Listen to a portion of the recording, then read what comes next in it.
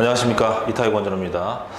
자, 이제부터 약 50시간 동안 송배전공학을 저와 함께 같이 학습하시게 되실 겁니다. 자, 이 송배전공학은 전력 분야에서 상당히 중요한 과목입니다. 기술사의 기본서로 많이 쓰이고 있고요. 그 다음에 취업 과정에서도 반드시 알아야 되는 내용입니다. 하지만 이 내용이 워낙에 좀 어렵고 하다 보니까 이 정확하게 우리가 수업을 받을 수 있는 기회가 많지가 않습니다. 대학에서도 마찬가지고 여러 가지 기사 공부한다든지 했을 때도 이 부분에 대해서 우리가 정확하게 공부할 수 있는 기회가 많지가 않았습니다. 그래서 여기서 정확하게 제가 전체적인 흐름과 그 다음에 여기 관련된 세부적인 내용들, 그 다음에 어느 정도 깊이까지 공부해야 되고 어느 정도까지 우리가 알아야 되는가, 그 부분들을 제가 확실하게 정리를 해드릴 겁니다.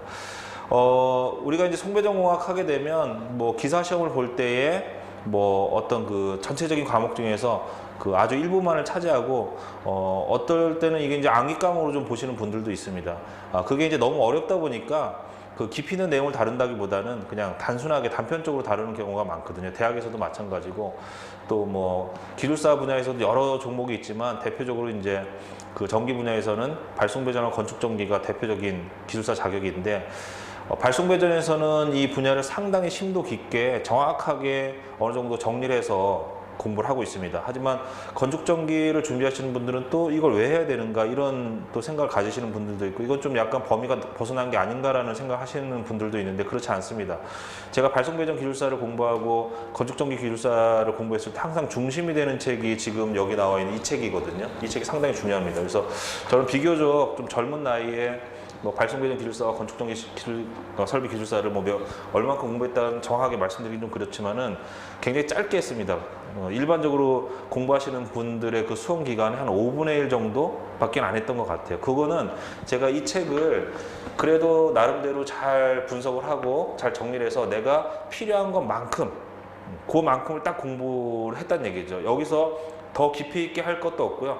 그렇다고 여기서 더 얇게, 깊이가 얇게 공부해서도 안 됩니다. 그래서 적정한 깊이로, 적정한 강도로, 적정하게 시간을 효율적으로 안배해서 학습을 해야지만 학습 효과가 올라가는 겁니다. 너무 범위가 넓어도 안 되고, 너무 좁아도 안 되고, 너무 깊어도 안 되고, 너무 얕아도 안 된단 말이죠. 그래서 제가 지금까지 그러한 어떤 공부하는 과정들, 그 다음에 제가 지금까지 강의하면서 상당히 짧은 시간 동안에 많은 기술사 제자들을 배출했습니다. 그런 어떤 노하우를 여기서 이 강좌를 통해 제가 확실하게 말씀을 드리고요. 이 교재는 제가 수백 번도 더 봤던 책이고 또 수십 번도 더 강의를 했었고 또 수십 번 촬영했던 교재입니다. 그래서 제가 명확하게 그런 어떤 이 부분에 대해서 방향을 제가 알려드리겠습니다. 자, 그래서 앞으로 한 50시간 정도 저하고 이제 같이 진행하게 될 건데요. 그 강의를 같이 이제 저는 강의를 하고 여기 시청자분들은 이제 제 강의를 듣게 될 건데, 서로 재미있게 이게 이런 내용도 있었고 이렇게 연계가 되고 이 정도까지 하면 충분하다, 어렵지 않고 재미있게 해서 그렇게 잘 마무리할 수 있도록 하겠습니다. 자, 제가 짧게 한 3분 정도 앞으로 진행 방향들, 이 과목이 왜 중요하다는 걸 짧게 말씀을 드렸는데요. 제가 계속 진행하면서 그러한 부분들은 상세히 좀 설명을 드리도록 하겠습니다. 자, 그렇게 보시고요. 이제 1장으로 바로 들어가겠습니다. 자, 우리 교재가 지금 총 14개의 장으로 구성이 되어 있습니다. 구성이 되어 있고요. 1장에서는 이 송배전 공학과 관련된 기본적인 사항들에 대해서 간략하게 설명하는 정도, 책의 이제 개요라고 보시면 됩니다. 간략하게 설명을 좀 하고요. 그 다음에 2장에는 가공설로, 그 다음에 3장 지중설로, 그 다음에 4장엔 설로정수라고 해서 우리가 전력계통에서 이 해석을 할 때 RLGC에 대한 부분을 명확하게 우리가 좀 알고 있어야 되거든요. 그거에 대한 거. 그 다음에 여기에 따른 여러 가지 특성들. 그 다음 5장에서는 송전 특성에 대한 부분을 이야기하고 있습니다. 상당히 중요한 거죠. 페란트 현상이라든지, 발전기 자기여자 현상이라든지, 전압 강화라든지 이런 부분들을 논하고 있습니다. 그 다음에 장거리, 중거리, 단거리 선로에 대한 부분들을, 특성에 대한 부분들을 설명하고 있죠. 근데 6장에서는 중성점 접지 방식에 대해서 설명하고 있습니다. 우리가 이제 그 접지라는 것이 항상 두 가지로 나눠서 이해를 하고 계시는 게 좋습니다. 그렇지 않으면 이게 서로 뭔가 막 혼합이 되면요, 개념이 정리가 안 됩니다. 자, 접지는요, 개통접지하고 기기접지 두 가지로 나눠집니다. 자, 우리 교재에서는요, 송배전공학에서 뭐를 설명하고 있느냐, 개통접지에 대한 부분을 설명하고 있다. 이 개통접지를 하는 이유는요, 전압에 대한 부분이다. 이상전압을 얼마만큼 경감할 것인가에 대한 부분이거든요. 개통접지. 자, 기기접지는 뭐냐? 안전성입니다. 안전성. 그래서 개통접지와 기기접지는 안전성을 놓고 보면 서로 반대되는 개념이다. 그건 무슨 얘기냐? 안전성을 확보하기 위해서는요, 개통접지는 하면 안 돼요. 근데 기기접지는 반드시 해야 됩니다. 그 다음 이상전압 경감을 하기 위해서는요, 개통접지는 반드시 해야 됩니다. 개통접지를 안 하게 되면 이상전압이 커집니다. 그래서 이 반대되는 개념이 있기 때문에 얘네들을 어떻게 우리가 잘 기술적으로 엮어서 안정적이면서도 이상전압이 적게 올라가면서도 적게 발생이 되면서도 안전성을 확보할 수 있는가, 이런 개념들을 우리가 이제 알고 있어야 됩니다.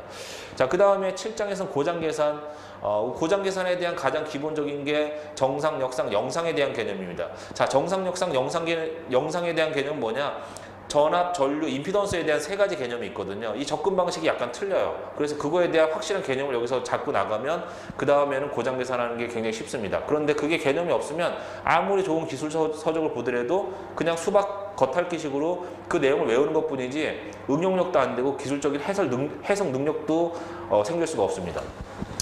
자, 그 다음에 8장에는요, 안정도에 대한 부분입니다. 개통을 어떻게 하면 안정적으로 운전할 것인가. 안정적이지 않다라는 건 뭐냐? 개통이 이제 시스템이 붕괴가 되면서 탈조 현상이 발생이 되고 결국 이제 정전이 일어나고 뭐 여러 가지 안 좋은 현상들이 발생이 되는 거죠. 그러한 현상들이 발생되지 않게끔 하기 위해서 우리가 안정성에 대한 부분을 공부해야 되겠죠. 그래서 9장은 뭐냐? 아까 말씀드린 이상전압과 관련된 부분입니다. 이상전압을 개통의 절연 레벨에 맞춰서 그거 이하로 억제해줘야 되거든요. 여기에는 여러 가지 아주 복잡한 이론들이 들어가 있습니다. 그런 부분들에 대한 것들을 우리가 확실히 정리를 해놔야 되고요. 그 다음에 뭐 10장 같은 경우에 보호개전인데, 우리 교재에서는 보호개전에 대해서는 그렇게 깊이 있게 어떤 내용을 이야기하지 않습니다. 아주 기초적인, 기본보다는 또 기초에 가까운 내용이에요. 그래서 기초적인 그런 용어의 정리라든지 그 정도 수준으로 마무리하고 있다. 보호개전에 대해서 이제 확실하게 공부하려면 훨씬 더 많은 시간과 많은 분량을 공부해야 되는데 여기서는 그 정도까지 가지 않고 있습니다. 그래서 우리는 일단은 이 교재에서는 이 정도 수준까지만 진행한다. 여기서 모자란 부분은 용어 해설집이라든지 제가 다른 이론인 강좌들을 많이 올려놨습니다. 그리고 송배전공학을 수강하시는 분들은 제가 용어 해설집도 같이 이제 수강하실 것을 권장하거든요. 그래서 그걸 패키지로 묶어놓은 것도 있어요. 같이 들으시면 좋습니다. 그래서 들으셔야 될 것 같아요. 자, 그 다음에 변전소에 대한 부분이 나와 있는데 변전소에 대한 기본적인 사항이 나와 있습니다. 여기서도 변전소에 아주 복잡한 아주 심도 있는 내용을 다룬다기보다는 그냥 개략적인 부분만 이야기하고 있습니다. 여기서도 뭐 그 정도 수준까지만 일단 다루겠습니다. 그 다음에 12장, 13장은 배전계통에 대한 부분인데요. 송전계통과 배전계통의 특성은 똑같습니다. 똑같은데 그 설비의 구성 요소가 뭐가 더 많으냐. 예를 들어서 배전계통은 케이블을 많이 쓰기 때문에 정전 용량 C값이 큽니다. 그래서 그거에 따라서 페란트 현상이라든지 여러 가지 어떤 문제가 생기거든요. 그거에 대한 이야기가 돼 있고요. 앞에 4장, 5장을 우리가 확실하게 학습을 했다라고 하면 12장, 13장 그렇게 어렵지 않습니다.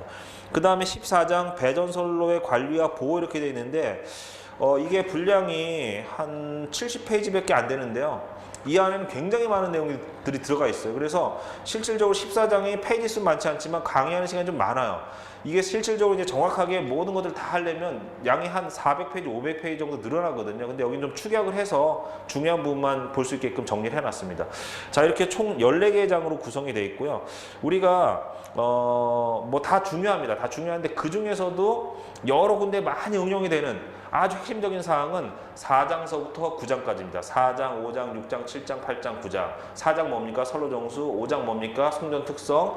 그 다음에 6장은 중성점 접지. 그 다음에 7장은 고장 계산. 8장은 안정도. 9장은 이상전압.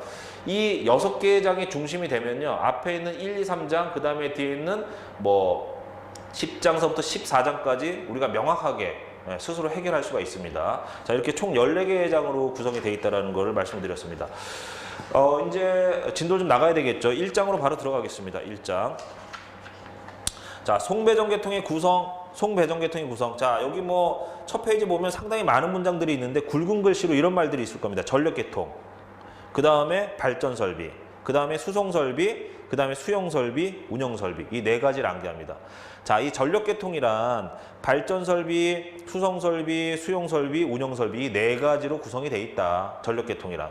자, 우리 교재에 이런 말이 있을 겁니다. 전력계통이란 뭐냐? 전기를 생산하고 이것을 수용가에 공급하는 일련의 설비다. 전기를 생산한다 이게 뭡니까? 발전 설비죠. 그 다음에 얘를 수용가에 공급한다 이게 뭡니까? 수송 설비입니다. 그 다음에 수용가에서는 전기를 받죠. 이게 수용 설비입니다. 그 다음에 얘네들을 운영해줘야 되겠죠. 운영 설비입니다. 아, 그래서 발전 설비, 화력, 원자력, 수력 이런 것들이 발전 설비다. 그 다음에 전력을 보낸다. 어디로 보냅니까? 송전선로로 보내죠. 송전선. 그 다음에 전력을 보내기 위해서는요. 우리가 전압을 올려줘야 됩니다. 왜? 송전 전력은 전압의 제곱에 비례하기 때문에 전압을 올려주면 제곱에 비례해서 송전 용량이 늘어납니다. 아, 그래서 변전 설비가 있고요. 송전선이 있고 그 다음에 이게 안쪽으로 들어오면 도심지 안쪽으로 들어오면 얘를 송전선이라고 하진 않고요. 배전선로라고 합니다. 똑같은 의미를 가지고 있지만 배전선로 이런 것들이 있다. 자, 그 다음에 우리가 전기를 써야 되겠죠. 그게 수용설비다. 수용가, 수용설비 이런 말 많이 쓰죠. 그 다음에 이런 것들이 안정성을 유지하면서 적절하게 원활하게 수급 조건을 맞춰가면서 공급해 줄 수 있게끔 운영해 줘야 된다. 이게 운영 설비다 라고 보시면 됩니다. 자, 이렇게 해서 전력계통에 대한 개요 이 정도만 아시면 돼요. 이렇게 돼 있다. 자, 이거를 그림으로도 우리가 표현을 할 수가 있는 거죠. 아까 말씀드린 것처럼 발전 설비, 수력, 화력, 원자력이다. 자, 그 다음에 전력을 생산해서 우리가 전력을 보내고 배분하죠. 그럼 송배전 아닙니까? 송배전, 변전 설비. 자, 그 다음에 이런 것들을 관리하고 운영해 줘야 되겠죠. 그게 운영 설비입니다. 그 다음에 얘네들이 쓰여지는 거죠. 이게 수용 설비다. 뭐 이런 것들을 전력계통 그림으로 단순하게 표현할 수가 있는 거죠. 자, 이렇게 해서 이 그림 암기를 해주시면 좋습니다. 그 다음에 송배전선로의 구성 이렇게 나와 있는데 뭐 여러 가지 말들이 많습니다. 뭐 120도 이상각을 가지고 있다. 그 다음에 발전기의 전압은 일반적으로 6.6에서 한 24kV를 쓴다. 그 다음에 뭐 그 밑에 보시면 수전전력 혹은 송전전력은 전압의 제곱에 비례한다. 그래서 우리나라 송전계통이 154에서 345로 격상을 했고요. 그래서 345에서 다시 2000년 초반에 어떻게 했습니까? 2007년 8년도에 76으로 2배 또 올렸잖아요. 전압을 2배 올렸다는 건 뭐냐면 동일한 송전선로의 경과지에 또 다른 송전선로를 만들지 않고 전압을 올림으로써, 즉 전압을 2배 올림으로써 송전 용량은 몇 배가 되는 거예요? 2의 제곱이니까 4배가 됐지 않습니까? 아, 이렇게 해서 이렇게 송전 용량을 확보하는 거죠. 이 송전선로는요, 혐오 시설이기 때문에 이런 것들을 여러 군데 계속 만들 수는 없어요. 만들었던 그 장소에다가 우리가 다시 또 송전 용량을 증대시킬 수 있는 어떤 그 기술을 적용하는 게 가장 효과적인 거죠. 이게 송전선로 같은 경우에는 한번 건설하려면요, 엄청난 민원이 발생되기 때문에 이런 것들을 새로 건설하기가 어렵단 말이에요. 그래서 어떻게 하는 겁니까? 송전 용량을 늘리기 위해서 같은 부지에다가 전압을 격상시켜서 자꾸 올리는 거죠. 자, 이렇게 돼 있습니다. 그 다음에 이 송전선로는 뭐 굳이 구분하자면 1차 송전선로, 그 다음 2차, 3차 이렇게 돼 있습니다. 1차는 뭐냐? 765 계통을 1차 송전선로라고 하고요. 그 다음에 이 765로 쭉 가다가 도심지 인근에 오게 되면 이게 전압이 너무 높기 때문에 환경적으로 여러 가지 안 좋은 영향을 미치게 되거든요. 그래서 도심지 인근에 오면 그 전압을 좀 낮춰줍니다. 얼마로? 345나 154. 얘를 2차 송전선로라고 합니다. 그 다음에 이게 도심지 안쪽으로 들어오게 되면 154로 낮아집니다. 이게 3차 송전선로입니다. 그 다음에 우리 집 앞에까지는 뭐가 들어옵니까? 22,900의 배전선로가 들어오죠. 이렇게 네 가지로 구성이 되어 있습니다. 어렵진 않다. 1차, 2차, 3차의 의미는 뭐 단순하죠. 그걸 억지로 우리가 외울 필요는 없습니다. 자, 그걸 이제 그림으로 나타낸 게 우리 교재에 나와 있는 이 그림이죠. 여긴 잘 안 보이지만 교재에 나와 있으니까 그거 보시면 돼요. 뭐 발전 설비가 있고 배전선로가 있고 송전선로, 변전소 뭐 이런 것들이 있다라는 그림이 나와 있죠. 이렇게 보시면 될 것 같아요. 우리 교재에 한 120, 30개 정도의 그림이 있거든요.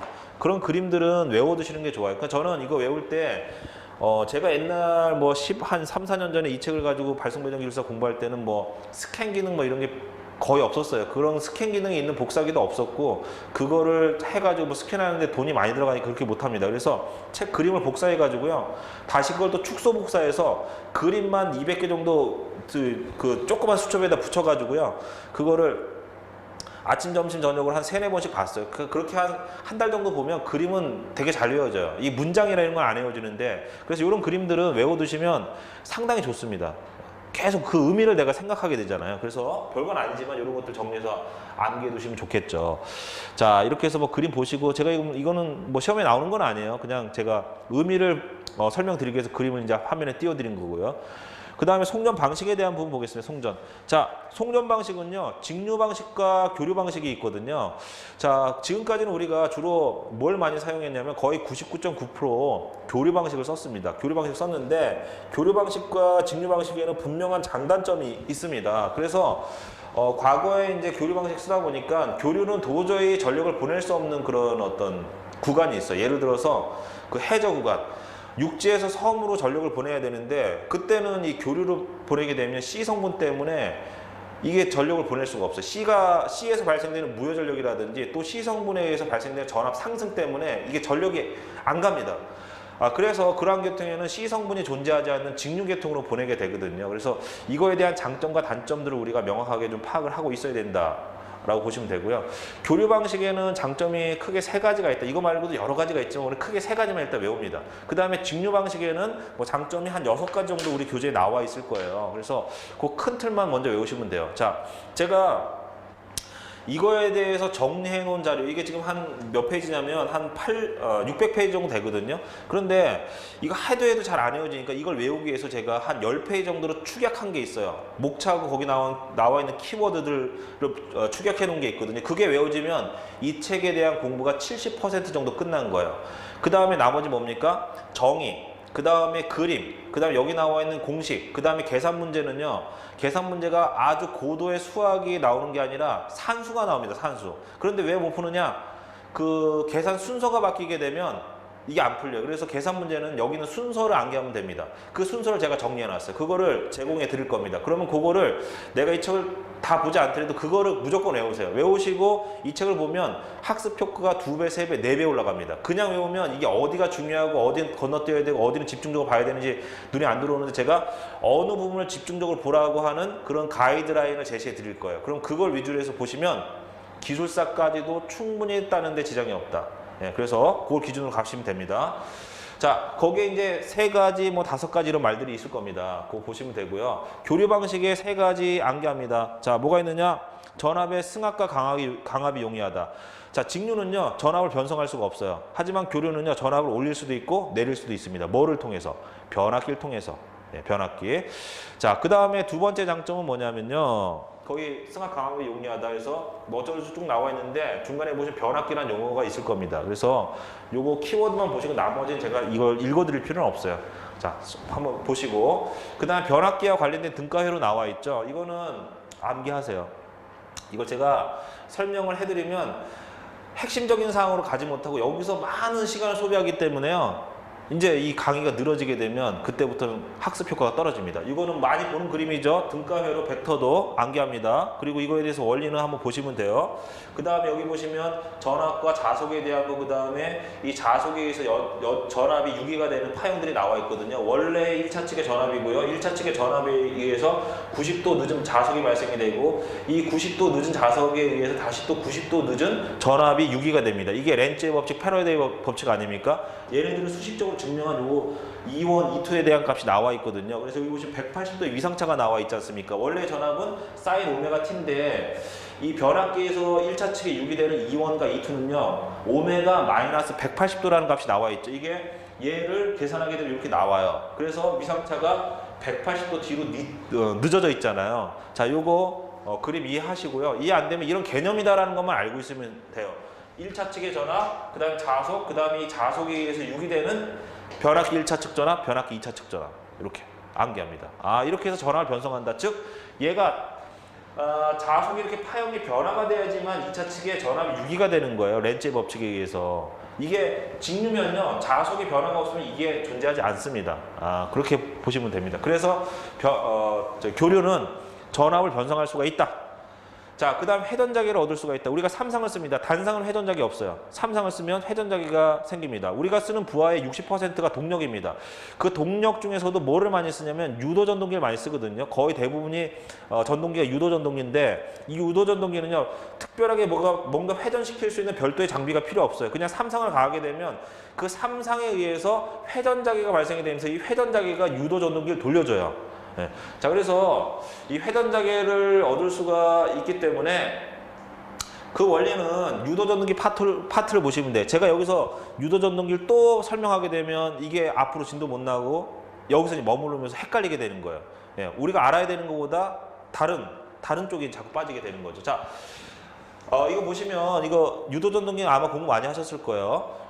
그래서 이 회전자기가 생기는 건 R상, S상, T상에서 발생되는 자속을 합성하게 되면요, 이게 시간적으로 이렇게 돌아요. 네, 여기처럼 이렇게 T1, 그 다음에 T2라는 시간 돌고요. 그 다음에는 얘가 이렇게 갑니다. 그 다음에 이렇게 가고 돌아요. 계속 얘가 돌면서 어떻게 되느냐, 이 자속이 계속 움직이니까 여기 있는 이 농형 그 유도전기 안에 농이요, 그 세장처럼 생긴 게 얘가 얘를 몰고 가면서 이렇게 도는 거예요.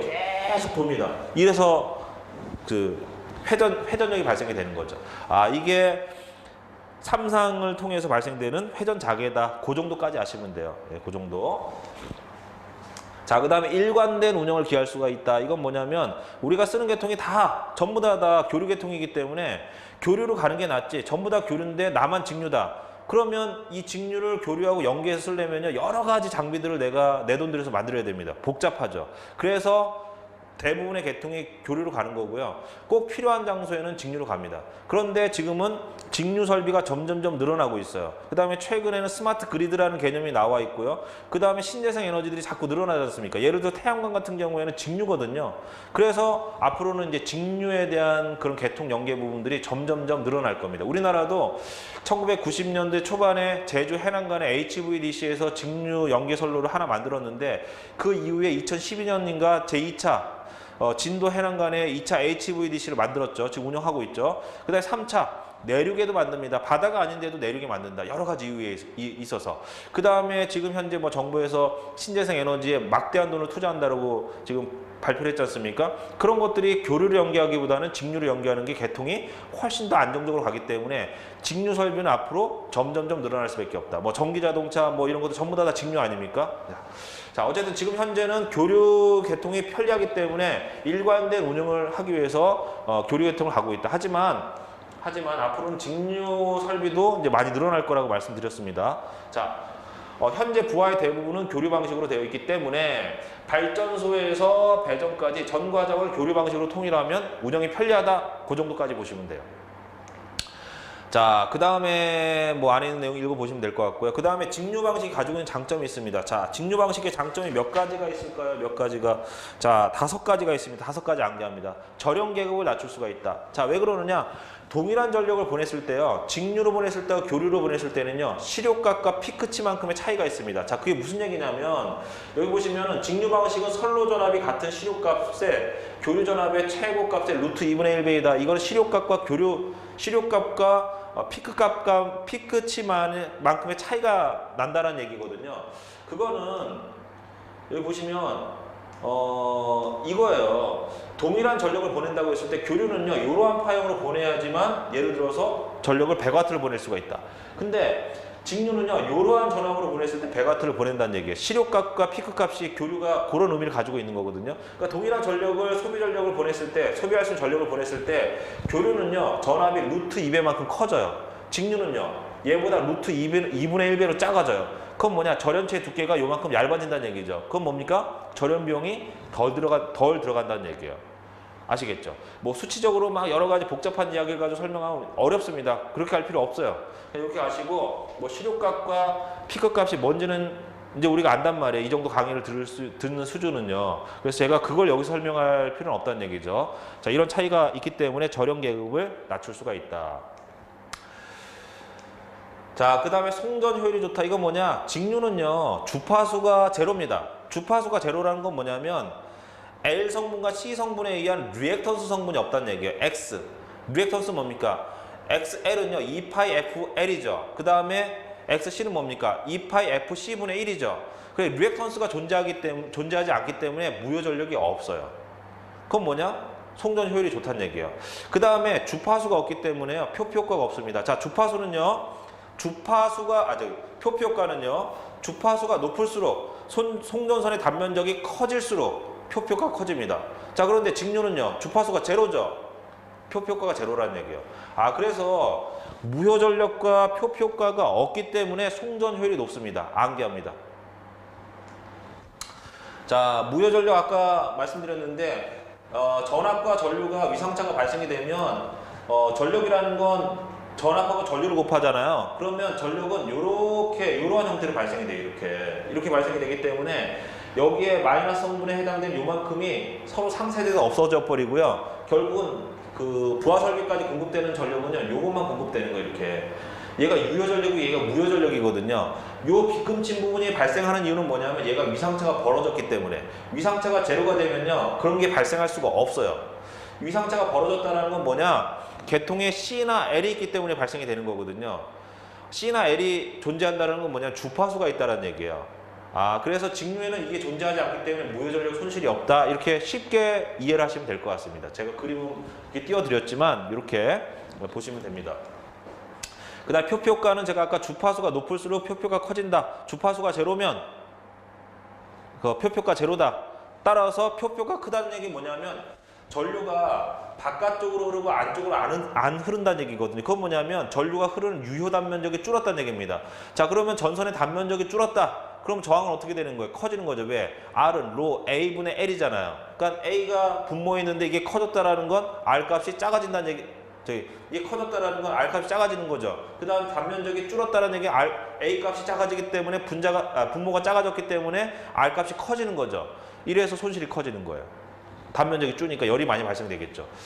자, 이렇게 해서 이런 부분이 있다. 그 다음에 안정도. 자, 안정도를 제가 8장에서 자세히 설명하겠습니다. 여기서 설명하면 이제 헷갈려요. 자, 안정도는요 위상하고 연관이 있고요. 그 다음에 X 성분하고 연관이 있습니다. 근데 직류는요 위상이라는 게 존재할 수가 없다. 그냥 똑같은 값으로 가기 때문에 사이클이 없잖아요. 위상이 없습니다. 자, 그 다음에 주파수가 없기 때문에 X 성분이 없어요. 자, 이런 것들이 없으면 안정적으로 운전할 수가 있습니다. 네, 그렇게 보시고 뒤에 8장에 가시면 여기 보시면 리액턴스라든지 위상각에 대해서 고려할 필요가 없다라고 되어 있고요. 지금 제가 이런 그림을 그려드릴 건데 띄워드렸습니다. 자, 이거는 8장에서 나오는데 여기서 X라는 성분이 있고 여기 세타라는 성분이 있죠. 이 두 가지 요소가 존재하지 않기 때문에 안정도 자체가 직류가 교류보다 훨씬 더 안정적이다, 이렇게 보시면 돼요. 자, 요거는 여기 설명하면 너무 복잡합니다. 8장에서 제가 자세히 설명할 거니까 8장하고 연관이 있다라는 정도까지만 우리는 여기서 알고 있으면 됩니다. 자, 그 다음에 단락 용량이 증대하지 않는다. 자, 단락 전류는요 무효 전류 성분으로 구성이 되어 있어요. 무효 전류. 왜냐하면 계통의 이제 부하 전류는요 부하 성분 안에 그 저항 성분이 들어가 있는데 이 쇼트가 발생이 되면요 이 전력이 부하 쪽으로 안 흐르고 쇼트가 발생된 쪽으로 흐릅니다. 왜냐하면 전류라는 건요 저항이 작은 쪽으로 흐르는데 쇼트가 됐다는 건 뭡니까? 전선이 이게 붙은 거죠. 자, 전선이 붙었다. 전선은 기본적으로 임피던스와 저항이 크니까 작습니까? 상당히 작죠. 근데 여기 병렬로 부하가 연결돼 있잖아요. 병렬은 저항이 커요. 그러면 전류는 기본적으로 저항이 작은 쪽으로 흐르겠죠. 그래서 단락이 발생이 된 부하 회로는 떨어져 나가는 거예요. 그럼 계통에 연결된 거는 전선하고 변압기밖에 없는데 이 전선하고 변압기는 L성분으로 구성이 되어 있죠. L성분의 전류가 흘렀다. 그건 뭡니까? 지상 전류가 흘렀다. 얼마만큼 위상이 늦은? 90도 지상이 늦은. 그래서 이 L성분의 전류가 흘렀다라는 건 단락 전류는 L성분만으로 전류가 흐르니까 걔는 무효 전력이라는 얘기예요. 자, 그런데 직류는요 무효 전력이 존재하지 않죠. 직류로 연기하게 되면 이쪽에서 단락이 발생이 되더라도 무효 전력이 넘어가지 않기 때문에 단락 전류가 증가가 안 됩니다. 그건 뭐냐? 차단기 용량을 증대시킬 필요가 없다는 얘기예요. 자, 이게 23페이지 나오는데 지금 우리가 18페이지 이야기하고 있는데 이 얘기는 23페이지에 나옵니다. 거기 뭐라고 되어 있냐면 단락 전류의 대부분은 무효 전류로 이루어지는데 직류 송전은 무효 전류를 전송하지 않기 때문에 직류 연계로 계통을 분할해 두면 단락 시에 단락 전류를 억제할 수 있다. 그래서 이게 23페이지 나옵니다. 이게 백투백 방식입니다. 백투백 방식은 뭐냐? 순변환 장치와 역변환 장치 사이에 원래 HVDC라는 건 전선이 있어야 되는데 송전선로가 없어요. 그냥 붙여놨어요. 그냥 주파수만 바꿔주기 위해서 이렇게 가는 거거든요. 이걸 백투백 방식이라고 하는데 얘 같은 경우에 이렇게 보시면 돼요. 여기서 쇼트가 나게 되면요, 이 계통에서 단락 전류가 이렇게 들어옵니다. 고장 지점을 향해서. 그 다음에 이쪽 계통에서도 단락 전류가 이렇게 넘어가게 돼 있어요. 자, 그런데 이 백투백 방식을 쓰게 되면 얘는 DC이기 때문에 무효 전력이 좀 안 넘어와요. 그러니까 얘가 없어지는 거야. 그럼 무슨 얘기냐? 얘를 AC로 연기하면 단락 전류가 여기서 100하가 넘어오지 않습니까? 예를 들어 여기서 100하가 넘어온단 말이에요. 그러면 여기에 쓰는 차단기는요, CB는 200하짜리를 써야 되는 거예요. 차단 용량이. 그런데 HVDC를 연계해가지고 얘를 딱 잘라주게 되면요, 이 백화가 없어지잖아요. 그럼 얘는 200화 쓰는 게 아니라 100화만 쓰면 돼요. 차단기 용량이 작아졌죠. 자, 그런데 이게 대전력 계통이라고 하면 이 하부에 수천만 대 차단기가 있다. 그러면 얘를 깨주게 되면 전부 다 차단 용량을 2배로 줘야 되는데, 이거를 분리시켜주게 되면 이 하부에는 수천만 대의 차단기를 우리가 교체할 필요가 없죠.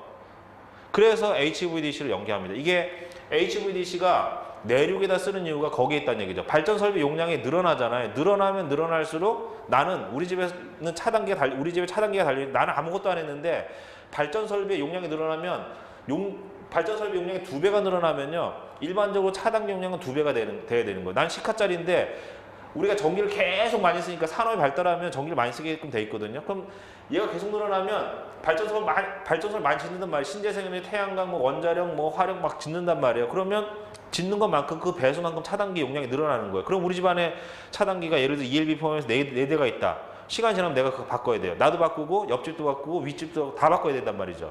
돈이 많이 들어가죠. 그래서 이렇게 갑니다. 단락전류 억제 대책에 HVDC가 들어간다. 자, 이런 형태로 하시면 돼요. 이런 부분도 제가 계속해서 말씀을 드릴 겁니다. 계속해서. 자, 그 다음에 비동기 연계가 가능하다. 자, 직류는 동기라는 게 없습니다. 의미가 없어요. 위상도 없고 주파수도 없고 단지 그냥 크기만 있는 거예요. 크기만. 그래서 연계할 필요가 없습니다. 예를 들어서 이거를 이제 그 발전기 같은 경우에 그 동기 운전하는 거, 병렬 운전을 동기 운전이라고 하거든요. 동기 발전기 쓰기 때문에 동기가 맞아야 되는데, 이때 우리가 뭐가 맞아야 되냐면요, 전압의 크기, 그 다음에 위상, 주파수, 타협, 이 4가지 조건이 맞아야 돼요.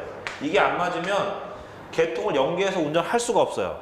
자, 그런데 국가와 국가, 기간 계통이다, 기간 전력망이다라고 하면요, 이러한 크기를 우리가 전압은 우리가 바꿔줄 수 있지만 위상하고 주파수는 우리가 변경을 못 시킵니다.